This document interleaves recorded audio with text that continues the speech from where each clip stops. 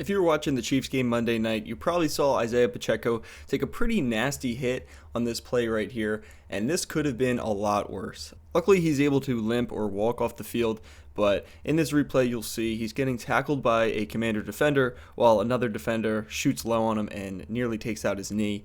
And this is the best angle we have of this. I'm not here to argue whether or not that was a clean hit, but I'm going to explain to you why this could have been worse and what actually happened to him.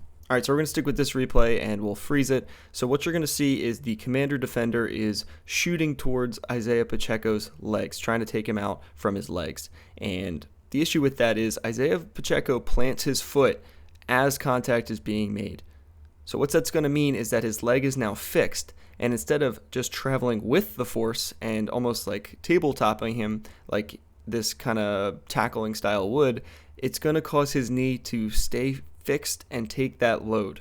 Now what that means is if we just draw his tibia and femur here, the structures on the inside or medial side of his knee are going to be stretched out like that, and the structures on the lateral or outside of his knee are going to be compressed. And this is a very dangerous thing. If his foot stays fixed and that defender keeps traveling forward, he's just going to go through his knee pretty much and completely destroy those medial structures. And when you combine that with the weight of the defender who's pulling him the opposite way of the lower side defender's force, then that's when we see the ACL tears or the knee dislocations. But luckily that doesn't happen. Isaiah Pacheco's foot actually ends up coming up and out of the turf, allowing him to continue to move with the force, and the defender on the bottom's momentum actually gets stopped, whether or not it's because of the collision or because he stopped and just was trying to knock him off his feet. I'm not sure, but it leads to a better outcome injury-wise.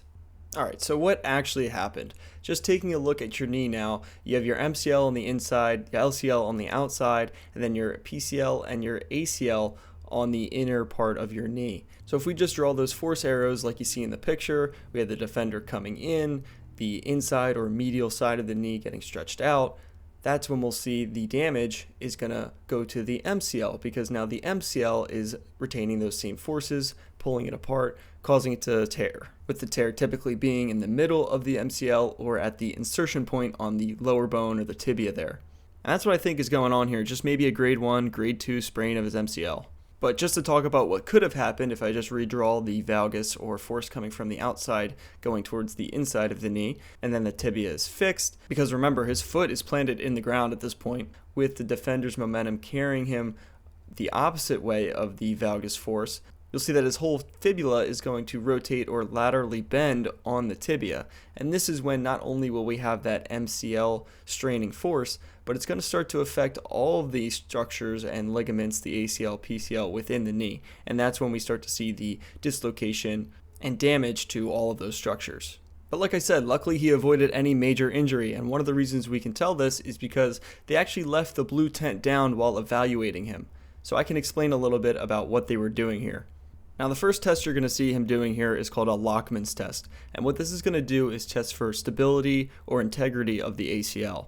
So what he's doing here is he's going to be fixing the femur with his left hand, holding it tight, while using his right hand to grab the tibia and try and pull it or shift it towards him.